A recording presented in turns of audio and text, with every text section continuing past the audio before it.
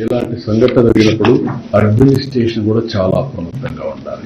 ఇంకా monitoring mechanisms కూడా perfect గా ఉండాలి. నాకు అందులో కొన్ని లూప్ హోల్స్ కానీ లీకేజెస్ గానీ కనపడొస్తుంది.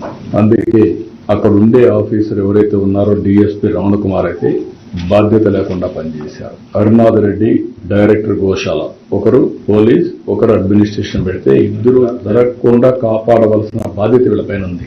జవాబుదారితనంతో ఉండాలి, పనిచేయాలి. ఇద్దరు పనిచేయలేదు, ఇద్దరిని సస్పెండ్ చేస్తున్నాం. ఎవరైతే ఆఫీసర్స్ గా ఉండి ఎస్పీ సుబ్బరాయుడు గారు కానీ, ఏఈఓ గౌతమి గాని, సివిఎస్ఓ శ్రీ గారు ముగ్గురిని తక్షణమే ట్రాన్స్ఫర్ చేస్తున్నాం. మనమంతా బాధ్యతతో ప్రవర్తించవలసిన వ్యక్తులు.